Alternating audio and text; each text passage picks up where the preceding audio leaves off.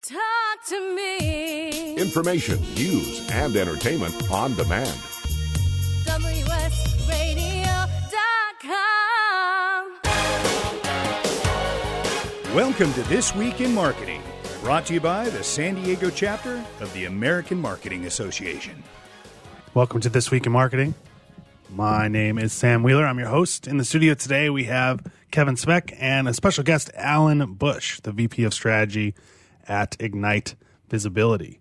We have a great show today, and we are talking about reviews and reputation management and how that all impacts your business and your digital presence. So a lot of fun stuff to get into today. We've got a quick announcement here. Most of you probably are aware, but April 5th, 2019 is our Art of Marketing Conference. Tickets are still available.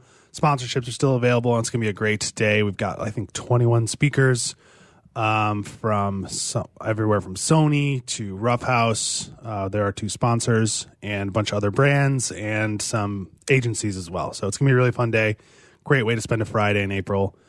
And, tickets are, I think there's group discounts, student packages, and sponsor packages as well. So let's get into it today. We're talking with Alan Bush. Welcome, Alan. How's it going? Thank you. Thanks for having me. Yeah, it's been, I can't believe February is already over. It went by in a second. Feels like January just started. I don't know. Yes, seriously.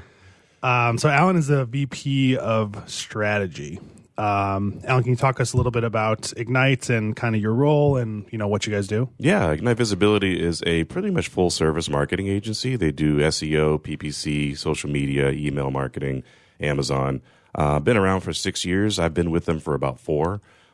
Actually, some of the people that work there were people I worked with when I first started in the industry about 12 years ago. So it's now full circle working with them again. And I've been personally doing this for about 12 years, and I kind of stopped at Ignite for a little while, 4 years. I basically head up the SEO department, but my role kind of transcends a lot of the departments because I work with a lot of different people on there. So it's not just SEO, but for the most part, I make sure that the SEO department is taken care of. We stay hip on the strategies, make sure the project management team is taken care of, and making sure that we take care of our clients, essentially. Awesome. Great. So, Alan, I want to get into managing an online reputation today. So from an overview perspective, what do you say were the most important aspects of managing an online reputation for small companies, big companies, you name it? Yeah, well, take care of your customers is probably the biggest one. Making sure that you don't do a disservice to them. But also, I think, making sure that you stay abreast of what their concerns are. I think people forget that you need to have pain points. People have pain points no matter what they do, and no matter what you sell, what you're giving them. They may have pain points that they need addressed. And I think if you establish yourself as an industry leader, meaning that you get to the questions before they ask them, then that will really help in the long run, because then therefore they realize that you're aware of it. And if there is a problem, that they realize that you're taking care of it eventually. Okay, interesting. So if I'm a new business just working on an absolute shoestring budget, how can I get the ball rolling to get my online reputation going? Yeah, shoestring. I like that. Make sure you register all your social media handles that you think are going to be important. There's a tool called Knowem, KNOWEM.com, that you can see whether or not your social media handles are registered. You could pick a name, maybe your personal name or your brand name. And this goes for your personal name and your brand. So sometimes if if I'm Alan Bush, people might not like me, but they might like my company, or vice versa. So make sure that you register yourself and establish yourself, and then also make sure you register the handles for your brand. And I think that's probably the main ones. The social media handles are going to be vitally important, and your online persona is going to be vitally important, whether you represent your own company and you represent yourself. And I highly recommend to anybody out there that you do both, because even if you talk as your company, there's places that you cannot go into, so you have to infiltrate those places with yourself, your own persona. That's really interesting. I love the whole concept of personal branding and how it can attribute to a business. Yeah. How would you say the landscape of personal branding's grown in the past 5 to 10 years? Oh yeah, I mean it's tremendous. I mean your online brand is going to be a huge factor.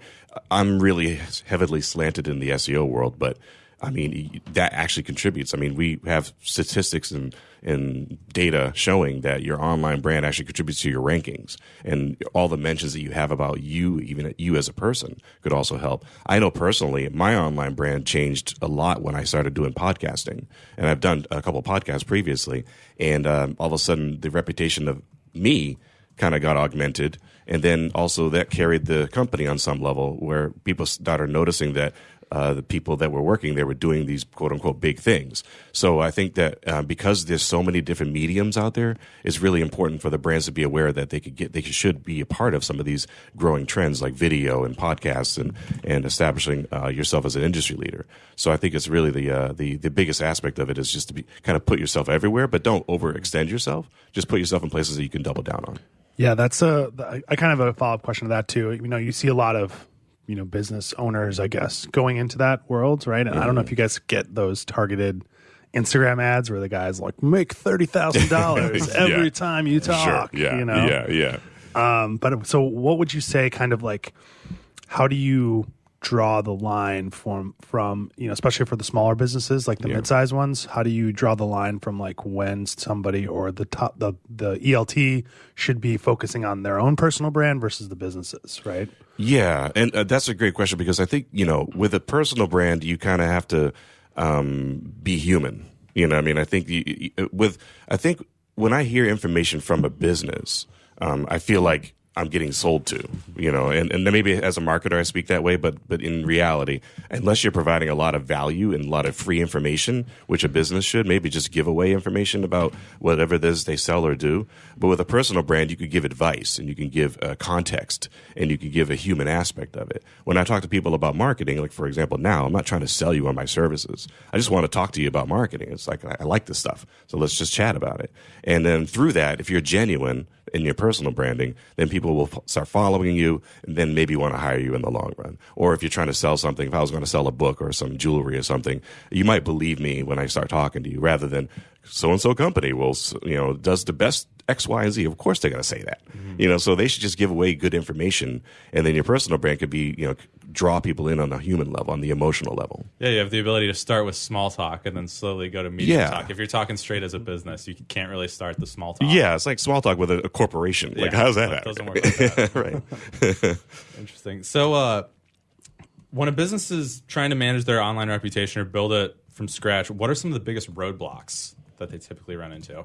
Yeah, resources. A lot of times people, when they're a small business, they don't have the resources to go online and check out these things. Kind of hearkening back to the earlier question about tools, you can use Google Alerts to keep a track of what people are using. It's a free tool, and see if people are mentioning you across the web. But the biggest roadblock usually is resources, and then when something bad comes up, they don't address the issue. And I wouldn't say jump on it right away, like, oh, I'm sorry, but you got to admit fault when there is fault. Mm-hmm. And so some people will, ignore them or get angry. And rather than do that, you basically just want to, address the issue, see if you could talk to the person if they have one, and try to address it before it goes quote unquote viral or it goes on some sort of like Yelp review or whatever. But I think, those are the main ones I feel, because they can't keep track of running their business and what everyone's saying about their business. Right. Because there's so many things out there, so many mediums where people can leave a review or make a comment or write a blog, etc. So, I think even hiring an intern or a friend or just someone part-time to keep track of that stuff could help out a lot. Okay, so in addition to Google Alerts, what are some good, free or cheap tools to use, to manage social media mentions, online review mentions? Well, if you want to distribute social media a little bit more thoroughly, you could use a tool called Hootsuite. It's actually free, and you can hook up all your social media channels to it and distribute them. A lot of people, again, run out of resources, so they don't know that they can streamline their processes. And, you can post one post and it'll go to several. So if you want to get the word out, that's a good way to do it. But then you can monitor your feeds that way as well. Another kind of cool tool, which is a little more complicated, is called IFTTT.com. And so basically you can actually, if you want to keep track of like your calendar, if you want to say hook up Google, when a Google alert happens, mark it in my email. And you can actually build these kind of formulas that you could connect two different devices and two different softwares together. And these things will actually help you. They're all free. and to really kind of streamline your processes, make it so that you're allotted time to go see what's going on with there. Other ways of doing it, really just go onto the social media channels and type in your brand or type in your personal name. Now, some people have the same name. Like, for example, my father's has the same name as I do. Actually, funny enough, I found my own reputation on YouTube. Someone typed in Alan Bush SEO. Now, I didn't think I was on YouTube, but I am. And there's a video of me talking at the Realtor.org conference. I mean, it's good stuff, thankfully, but it's like I didn't even know it was there, and it's been there like 2 or 3 years. So you never know it's out there. So it's really good to kind of not only connect your name and your brand, but maybe connect your name to what you do. So, for example, like Alan Bush is also a musical composer, apparently, and then and I didn't think to look up my name, but when I did, I found myself on YouTube. So, I would use those social media channels also as well as monitoring, because that's where people are posting about you. Okay. Yeah, I actually tried to make a Facebook group once of all the Sam Wheelers on Facebook, and terrible response. People hated it. I thought we'd make like T-shirts and stuff, but did not work. It's like one of the biggest backfires of my career. That's funny. That's funny. Anyway, so we only have 28 seconds left in this segment here. I wanted to talk quickly about, you talked about hiring like a friend or somebody. When do you bring somebody on full time? So I don't think we're going to be able to answer that because we have about 10 seconds left, but let's maybe bring it up in the next segment. And I guess I'll just take us out here. This is This Week in Marketing. Don't forget about April 5th, the Art of Marketing Conference. We will be back shortly. Thank you.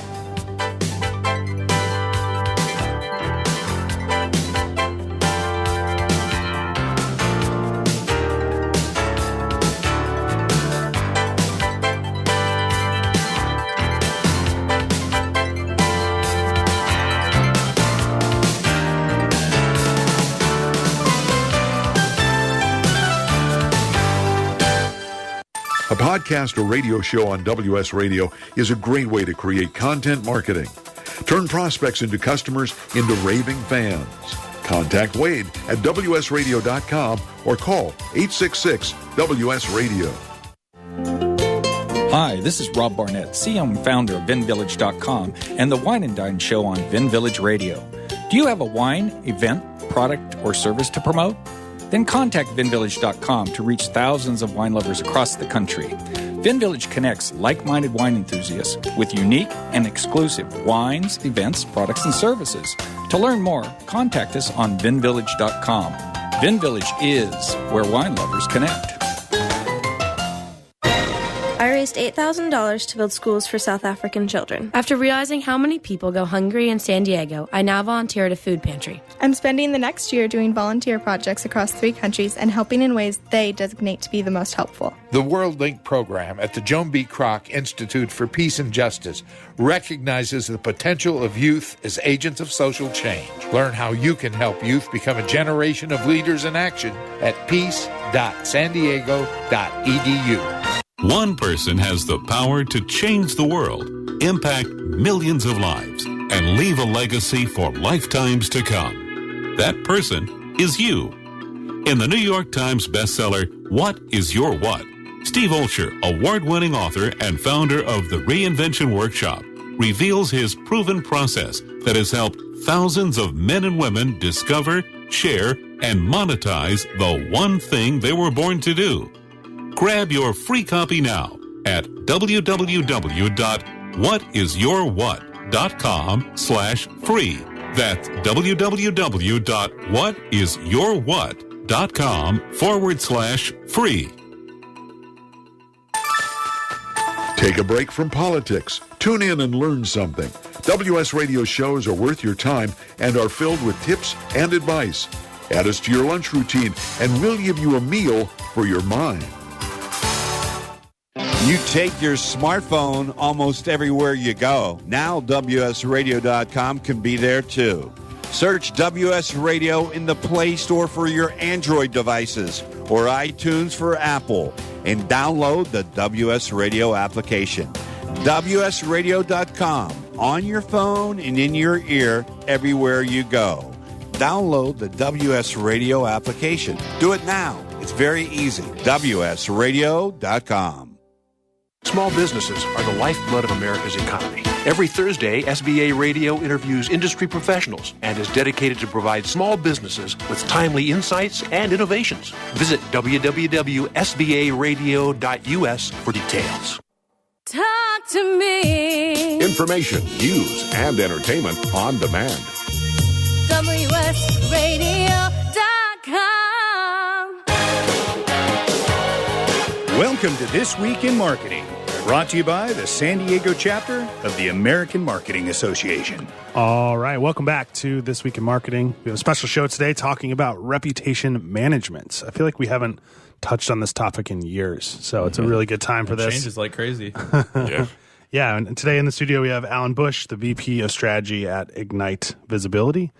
Right before the break here, we were talking a little bit about how do you decide or how do you know when it's time to hire somebody to do this job for you, right? I mean, if you're, somebody who's just working for themselves, hire a friend, right? Or carve some time out of your day to do it. But once you start having employees and departments and stuff, and I guess in your opinion, right, it obviously changes in case to case. When do you need somebody to be looking at this stuff every single day? Yeah, I mean, in the beginning, obviously, you're going to have to manage your own reputation. But as you start growing your business, I talk to business owners a lot, even small business owners. And one of them said something to me that really stuck to me. So if I can hire someone to do it, I'll make sure that I hire them. Because at that stage, I want to get paid to do things that no one else can do. And so rather than sit there and try to do these little things. Now, granted, it is your reputation, so you want to be cognizant and actually review them yourself and respond in your own tone and voice. But at least someone bringing them up and aggregating it. There's so many free tools out there that will help you. But if you don't have time and you're getting a lot of buzz, and I would say if you're spending more than 2 hours a day managing your online reputation, you need to hire at least somebody part-time, because that's basically what, if we're talking about a work week, it's 10 hours of your day, of your week. It's a fourth of your time spent on that. So I would say, there's no real magic number, but I think that's usually probably a good rule of thumb. If you're spending more than 2 hours of your day monitoring, looking, reviewing, making sure things are kosher, then you probably should hire somebody. Cool. Makes sense to me. All right, so I want to switch gears a little bit and get into online reviews. And so online reviews, to give a brief history, it started off back in the Clinton era, where it was people could review politicians. That happened during the Clinton impeachment. That's great. Then, I'm glad it started then. It's just kind of almost ironic that it started then. He had his reputation tarnished at that time. Right from the beginning. And then it moved into platforms where people could review doctors and then medical specialists. And now fast forward to today, and it's a huge giant in terms of SEO.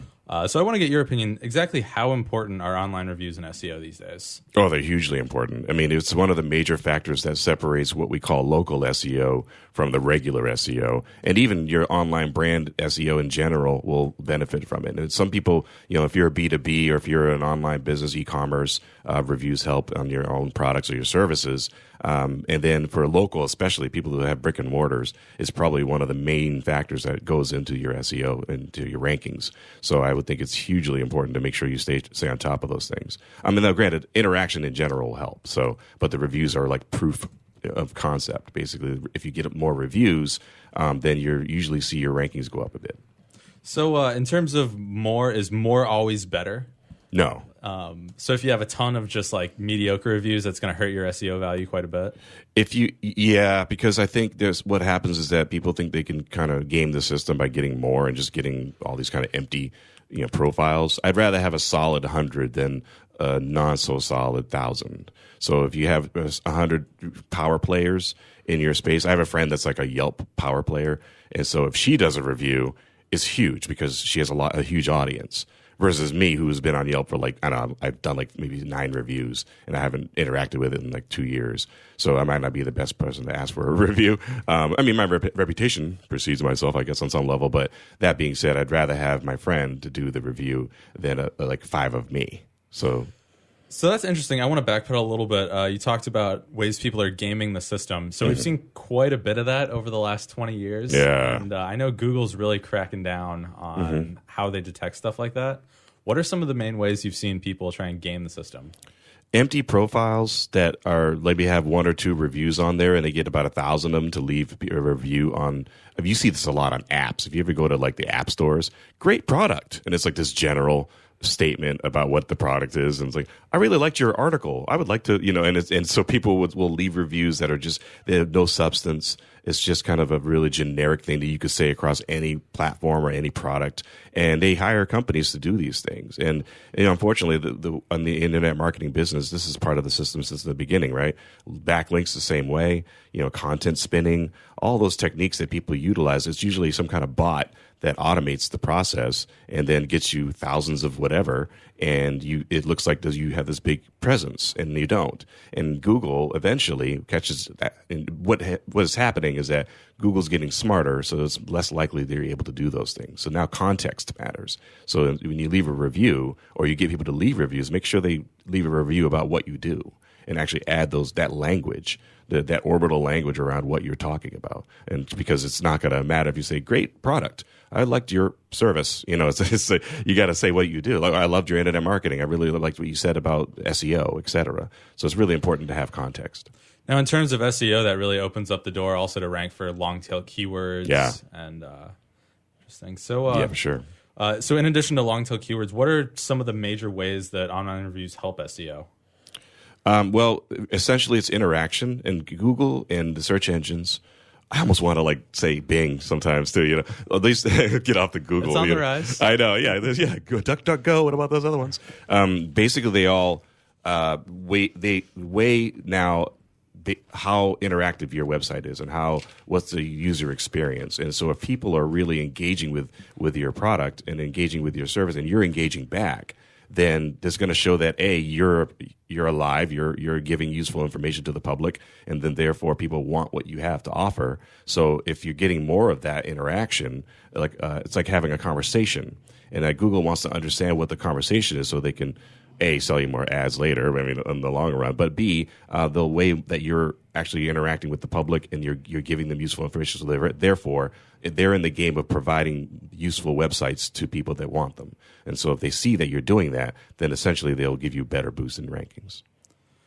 Interesting. So I know when you choose an online reputation management platform, there's a ton of them out there, and a lot of them, they don't hold the same weight. It's not one size fits all. Yeah. So what are a few of the attributes of a platform that make it better than the next one in terms of SEO? Well, the brand monitoring tools, I think that's really helpful in the context of understanding where your brand's being mentioned.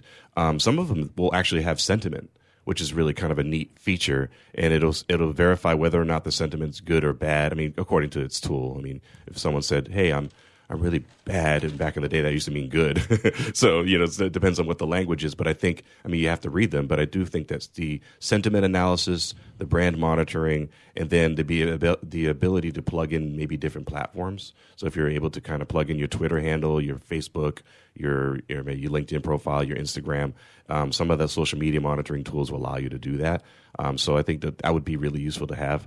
And then with some of the platforms, I think the ability to leave reviews automatically, or encourage others to leave reviews automatically by sending an email blast or something similar would be helpful as well.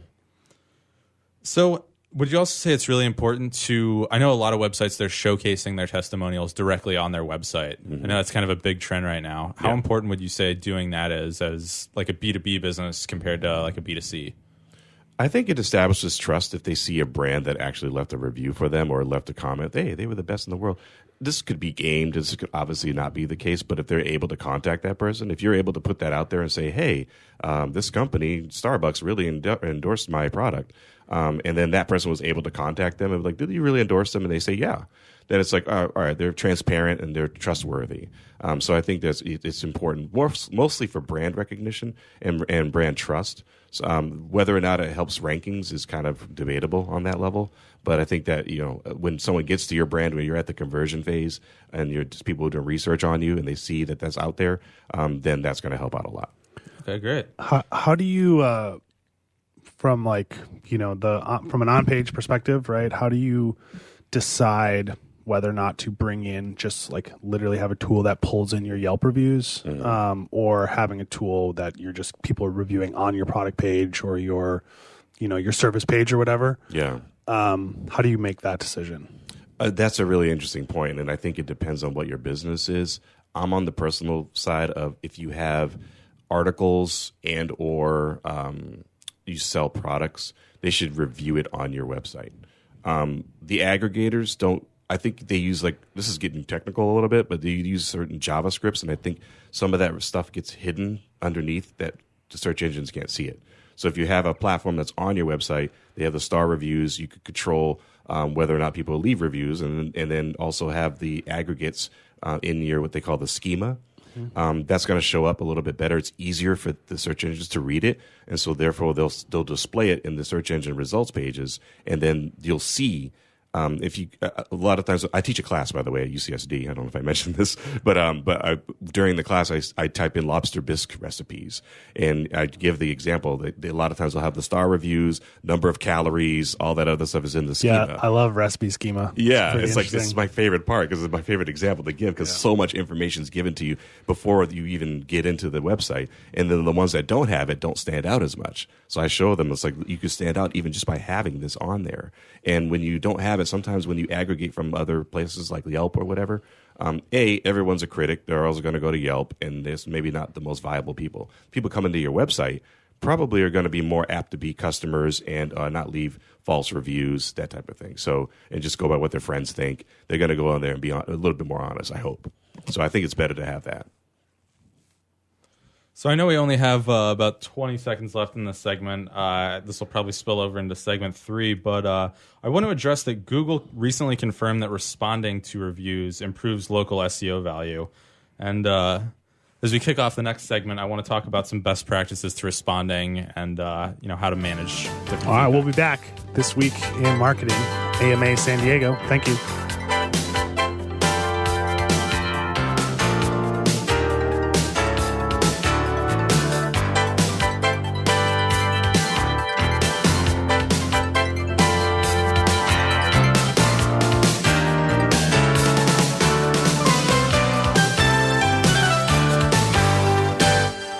Can you imagine a world without children? A world where children don't play, or dream, or imagine? At St. Jude Children's Research Hospital, we're working every day to find cures for diseases that strike down children. Because we can't imagine a world without children. Can you? Finding cures, saving children. St. Jude Children's Research Hospital.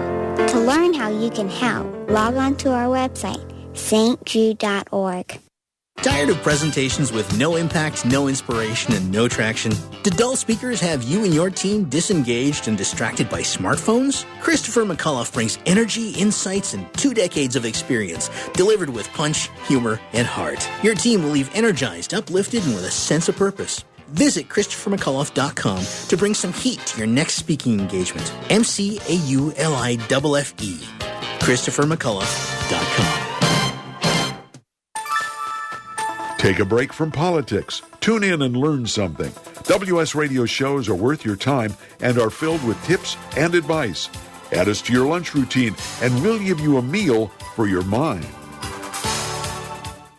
Kinja Dixon was crowned the #1 sales executive through hard work, deep thinking, and the revelation of Universal Talk Laws. He now wants to share these lessons with you. Universal Talk Laws are what you need to know and use in business and at home to have successful and effective conversations. Kinja Dixon shares his wisdom, action plans, and wealth. Each book comes with a chance to win $10,000. Find Universal Talk Laws at KinjaDixon.com. Do you want to be a professional coach? Are you in business trying to make a real difference with people you manage or work with? Have you started a coaching practice that isn't quite getting off the ground? Get the skills you need to be a successful coach today with the Coaches Training Program from Accomplishment Coaching. The Coaches Training Program will show you how to help others focus and be more fulfilled. Whether you want to improve your company's bottom line or create a thriving coaching practice, Accomplishment Coaching can give you the distinctions and practices you need to coach others effectively today. Accomplishment Coaching has spent 6 years developing a cutting-edge coaches training program that will have you ready to coach people professionally in just 12 months, and you don't have to take time off work to do it. To find out more about the coaches training program, just call 1-888-548-6813. That's 1-888-548-6813.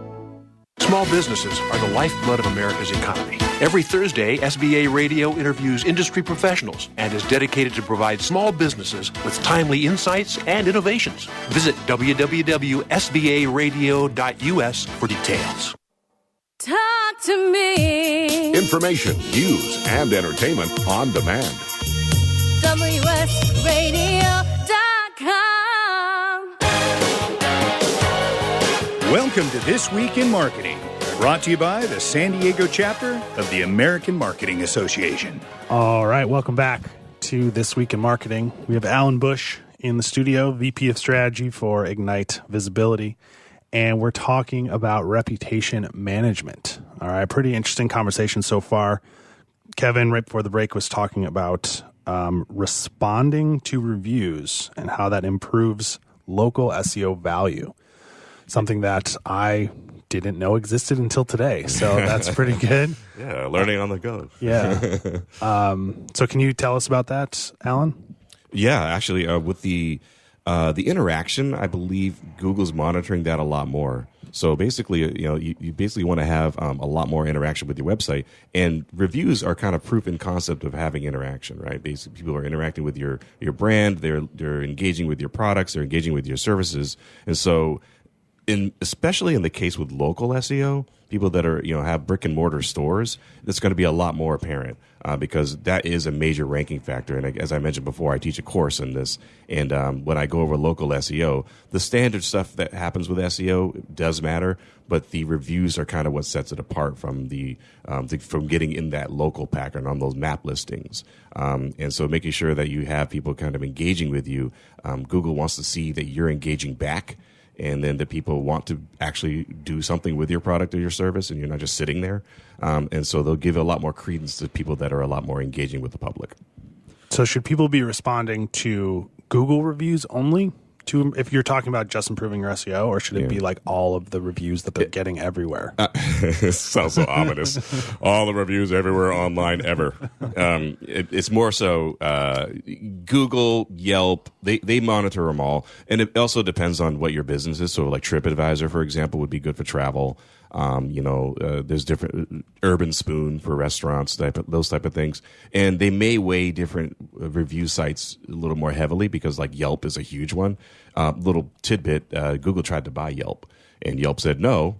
So Google bought Zagat, which is Zagat Guide, Zagat, I say it differently, I guess. And they incorporated that into Google reviews. So, but they'll still pay attention to the big boys, and Yelp is one of them. So I think you should monitor your reviews on all the major sites. The little ones, could arguably not matter much. But that being said, they might grow, so you may want to do that. Okay, so I want to dive into the actual act of responding to reviews, particularly negative ones. Yeah. What are some of the best practices for doing that? Yeah, the brand monitoring will help, the Google alerts, making sure that you get the alerts when your brand's mentioned. I know it must be a pain every time someone mentions it, you freak out. But that being said, you do have to keep track of it. And I wouldn't respond if it's a negative review. Maybe you don't reply like instantly, but give it a little bit of time to marinate a little bit, but also don't let it fester because you don't want it to kind of get everyone's like, yeah, I remember that guy did something. You do want to respond in a timely manner, but just maybe not the immediate response. And then make sure that you address the issue and talk about it offline if you can, because you don't want to like get into an argument online. And that's the problem. I've seen some people do that. They'll go back and forth and argue online, and that's not a healthy practice. Doesn't look good. Doesn't look good. It's not. No one wants to see that you're arguing. So it's like, hey, let's talk about. Hey, I'll be glad to address anything you have. Let's talk about this offline. And then a lot of times when you do that, they'll take down their review and leave a positive one. Yeah.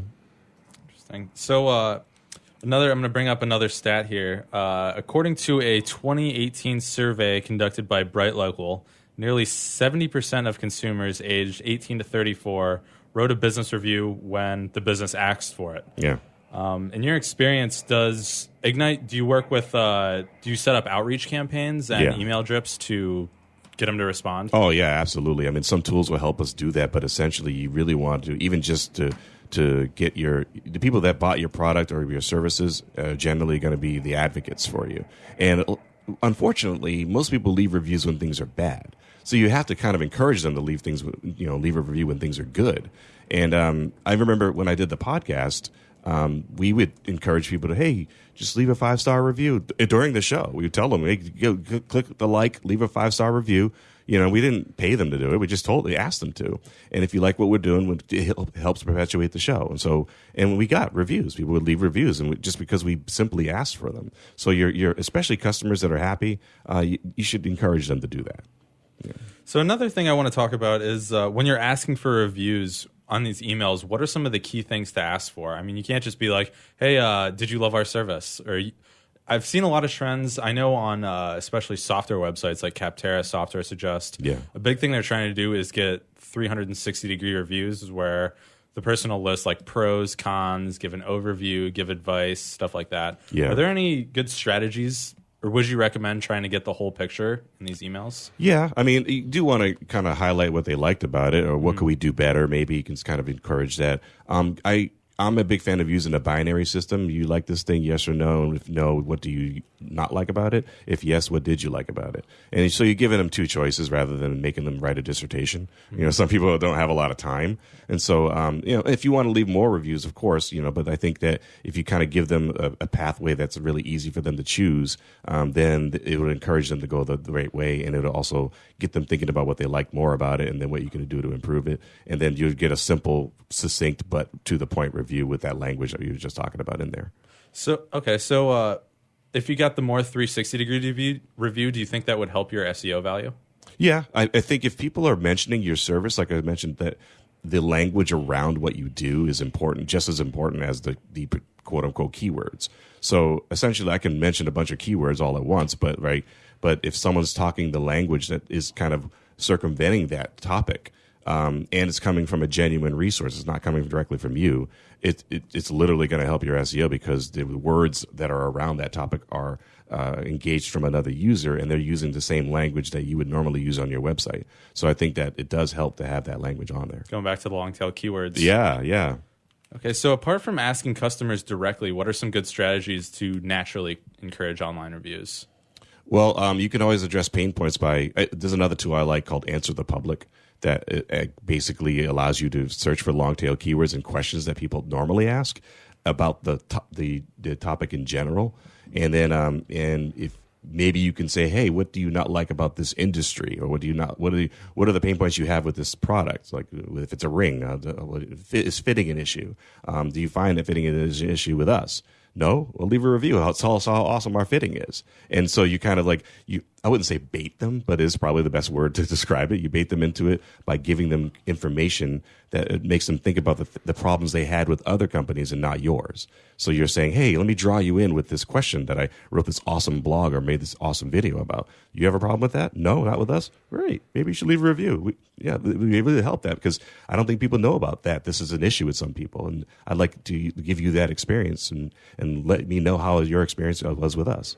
So it's another way of doing it, developing content around their pain points. So is this like something that you would do during you would have customer service do, or you would do during a physical face-to-face transaction, or would you have a survey that goes out to people that they answer, and then when they trip a certain answer to the survey, then it's do you want to leave a review? Obviously. Yeah, all three. I think, the marketing helps, with a marketing agency, for example, we would do the latter two that you mentioned. But the customer service thing is really important because that's going to really help drive in advocates around. A marketer can't be there to be the customer service person, so they don't know your business as much as your people that are actually working for you or with you. So I think it's all three need to be trained in that and understand hey, can you leave a review? Do you want to take the survey? Maybe in person. Some people have kiosks and things that they could say, just leave a review. I've seen fast food restaurants where they'll have a little if you like our service, you enter this code and enter a sweepstakes or something. So you're kind of encouraging it. What you can't do is pay for reviews, obviously, because Google, if you get caught doing it, then you're going to have problems, but you can always encourage it. And I think every level of service that you have, don't overdo it. I can't stand when people just follow me around the store. But that being said, you can always leave a trinket for them or something that has the leave a review or your Yelp page on there. And whatever products that you give away, or you have maybe you have a bag of you keep your services in, so keep your products in that has your Yelp address on there. So it kind of gives them a little bit more in the line of being able to say, okay, maybe I'll leave a review for them. So there's all kinds of techniques, but I think all three of them are really important. Okay, cool. Yeah, and then a kind of follow-up question to that is, you talk about like incentives to give people to reviews, right? I think every platform's different. Like I think with Yelp, you can't like offer a discount on your next purchase because that's technically like paying them, but some other platforms you can do that, right? Yeah. So my question is like, you can't be like, hey, consumer, can you leave a review everywhere, right? So how do you guys at Ignites, or how do you suggest to clients they prioritize which platforms they're focusing their review efforts on? Or does it depend on where they came in from the sale and, all that other stuff? Yeah, it kind of depends on their service. I think, with B2B, I think local businesses, Yelp is probably the major player in that, but it also depends on what you sell. So if you're a restaurant, Urban Spoon would be a place I would say double down on that. I would say at least pick 3 of the top ones that are in your industry and then focus on that. I say the same also with like forums and developing a persona. Pick your top 3. Don't overextend yourself and try to be everything to everybody. If you happen to notice there's a ton of negative reviews in one spot, then maybe jump in there and be like, hey, let me throw a lifeline to that area. But in a lot of cases, just pick your top 3. I think Yelp is probably going to be on number 1 on everyone's list. But then for internet marketing, for example, or for employees, Yelp's not the best place. You want to go to Glassdoor for certain things, for your online reputation, and for, like I said, restaurants, Urban Spoon. So you have industry-specific niches in forums and these rating systems that you can actually go to.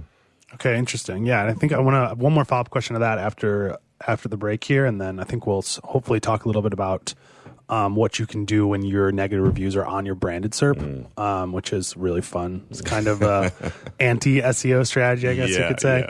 Yeah. But anyways, I'll take us out here. This Week in Marketing, last segment coming up. Thank you.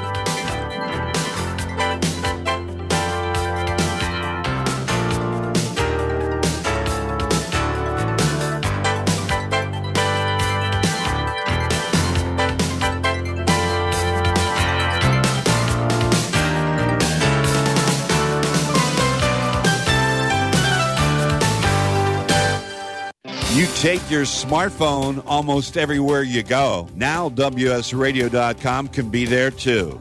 Search WS Radio in the Play Store for your Android devices or iTunes for Apple, and download the WS Radio application. WSRadio.com, on your phone and in your ear everywhere you go. Download the WS Radio application. Do it now. It's very easy. WSRadio.com.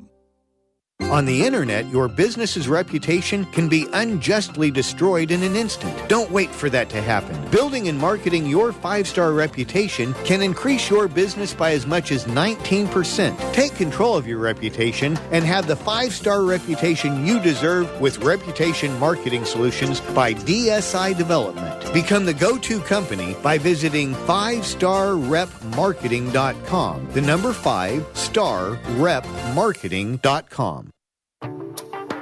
Nowadays, internet devices are an integral part of your home. Everyone in your family has a smartphone, tablet, or a computer. Life is easier knowing that all your devices are secured and your family can surf the internet carefree. ESET Multi-Device Security Pack does just that. One license for all your devices. With ESET, it's simple to stay protected and save money. Enjoy safer technology with ESET Multi-Device Security Pack at ESET.com. That's ESET.com. You may have heard me brag about Progressive Medical Center and just how much they've helped me with my health. And Dr. Goli, one thing that you have helped so many people with is migraines. Unfortunately, there are millions and millions of Americans who are suffering with migraines and headaches, and they're debilitating because it affects the quality of their life, and they cannot function properly. At Progressive, we get to the root cause because we understand that migraines could be caused by nutritional deficiencies, hormonal imbalances, believe it or not, delayed food sensitivities. And once we determine what the real reason is, we put a plan of action together with medication that we get them off slowly, and we put them on an all-natural approach, and the results are amazing. Incredible. I mean, there's so many people that can say they don't live their lives with migraines anymore thanks to Progressive Medical Center. And that's what's exciting and rewarding to us as physicians, because we help our patients take control of their health, and that's why they're living well. Why don't you get a hold of Progressive Medical Center today? Don't live in pain. Don't have migraines anymore. Just go to their website, progressivemedicalcenter.com. This is your life. Live it well. This is Bill Gruber with BizVid Communications, a Southern California video production leader. We've been honored to sponsor, produce, write, and host many of the fine programs on WS Radio over the years. So we understand how important the internet and your website exposure are. As video producers, we know the tricks and secrets to incorporate video to increase your search engine optimization and business success. Visit bizvidcommunications.com to see what we can do for you. BIZVID communications.com. Talk to me. Information, news, and entertainment on demand. WSRadio.com.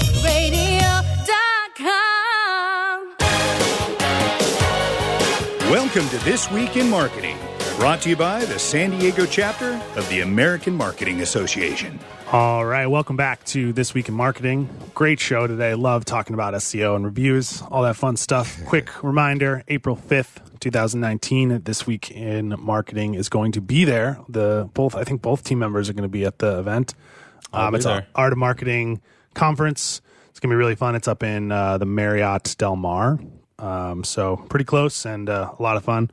We are in our final segment with Alan Bush, the VP of Strategy for Ignite Visibility. Right before the break, we were talking about we were talking about SEO and reviews. So what I wanted to kind of touch on here was, you said pick your top 3 platforms, which I love that tip, and I think so many more people need to figure that out, right? Yeah. How do you focus on those, right? Is it are they like linear campaigns where you say spend 2 months doing Yelp, 2 months doing Urban Spoon, 2 months doing like pick 3?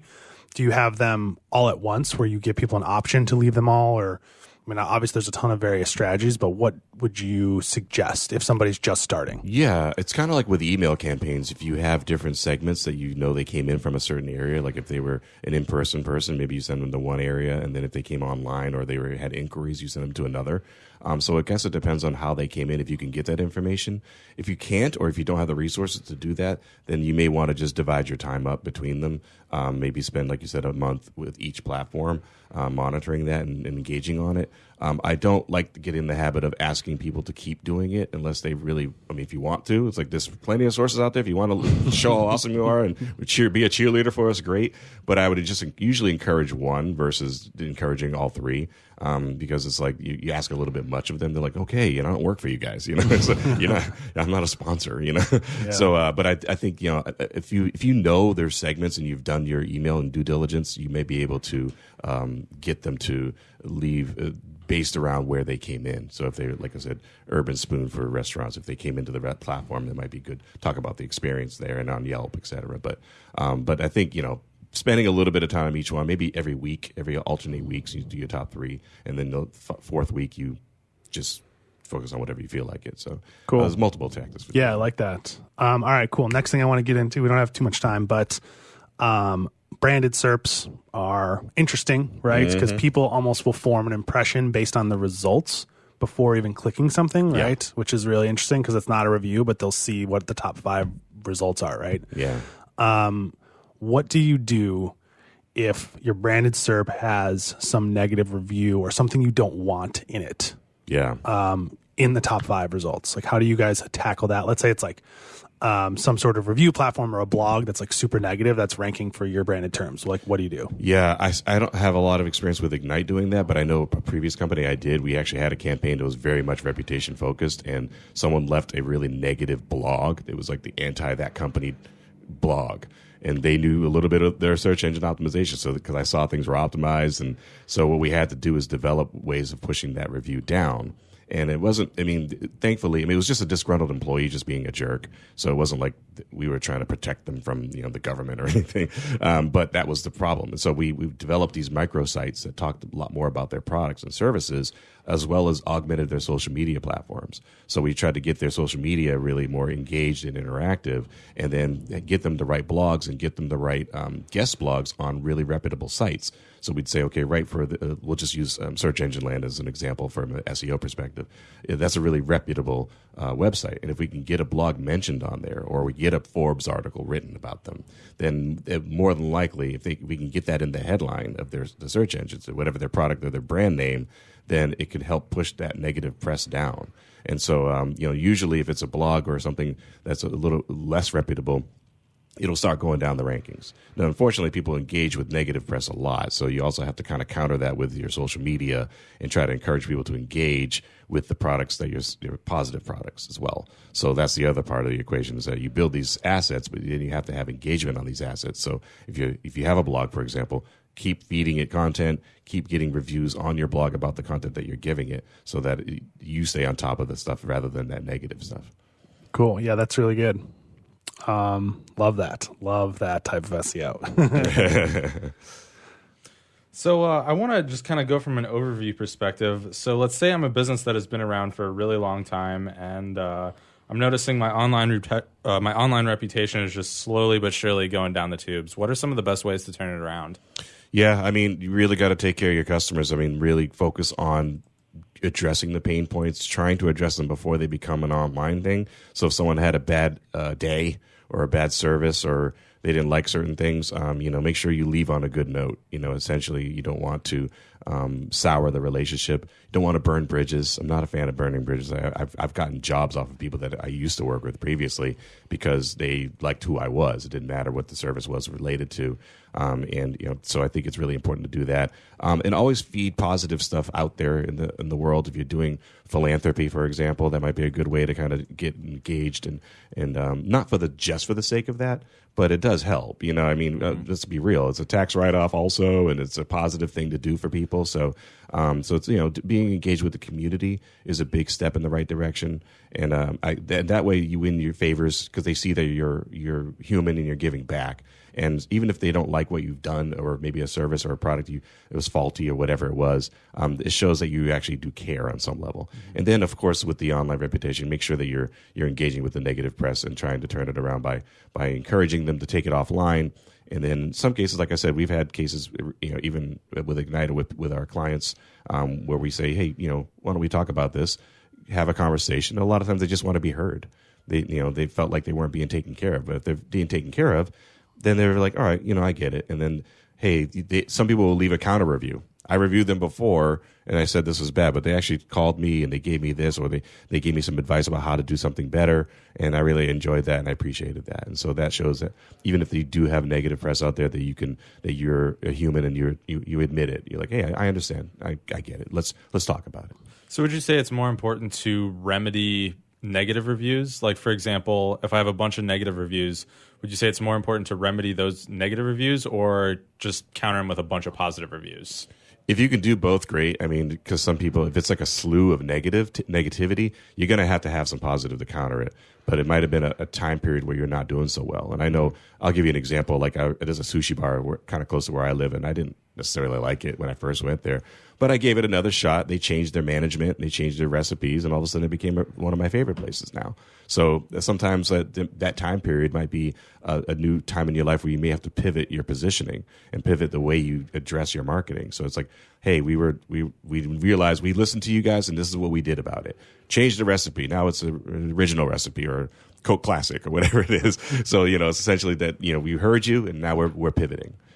Yeah, I think that goes into like addressing the symptoms of, you know, or like the results of addressing the bad reviews, getting new good reviews. But I think it's also like stemming the issue of why the reviews happen in the first place, right? Yeah. Like retraining customer service probably is really important, and other type of stuff as well, right? So how do you 1 minute to answer this, but how do you what's your suggestions for the marketing team to kind of like coach the other people that are consumer facing? Like, do they actually do the coaching, or is it just like, hey, you need to like talk about this or whatever? What's that relationship look like?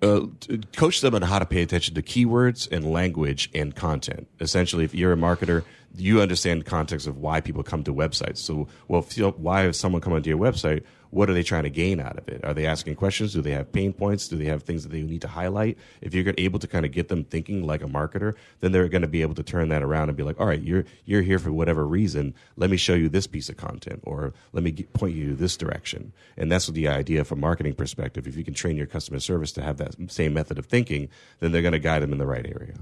Okay, cool. Well, I think that kind of wraps it up today. Alan, thanks so much. Really appreciate you guys having on. Thanks for coming in. This is great. Alan's the VP of Strategy for Ignite Visibility. Also a teacher. And a teacher at UCSD. Love that.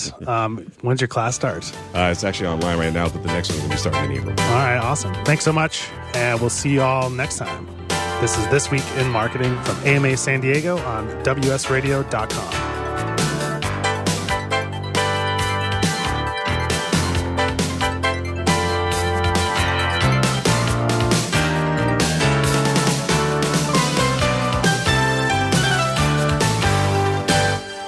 Can you imagine a world without children?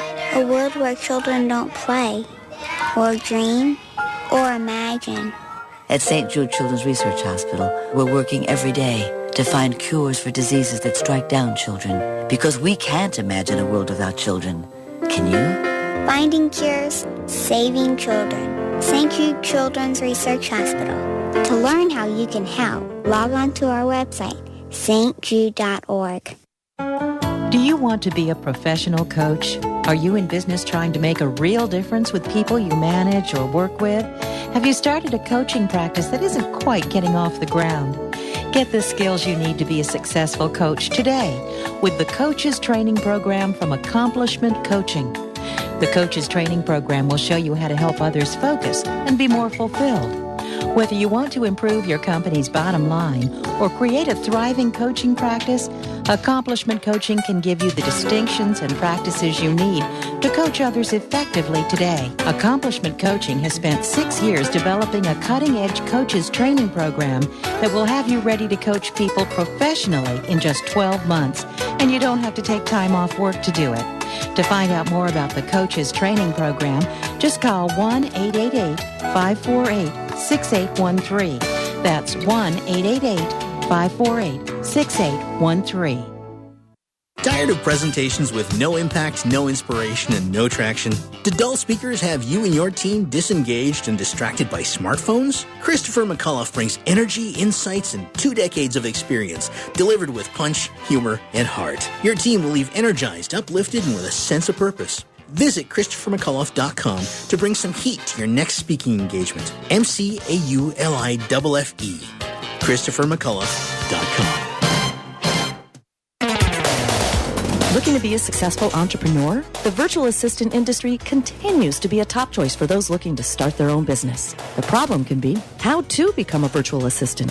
Many turn to the Bible of the VA industry, the book Virtual Assistant, the series, and it's the perfect guide for office managers, executive assistants, and other administrative professionals looking to make the transition from employee to successful business owner. Go to vatheseries.com to get your copy today. Hi, Scale listener. This is David Finkel, co-host with Jeff Hoffman of Scale Your Business. I wanted to let you know that our newest book, Scale, was just released, and to encourage you to get your copy. The book will give you 7 proven principles to grow your business and get your life back. Scale will help you work less by getting your business to produce more. Get your copy online or at your local bookseller. For more information, visit us online at scaleyourbusinesstoolkit.com.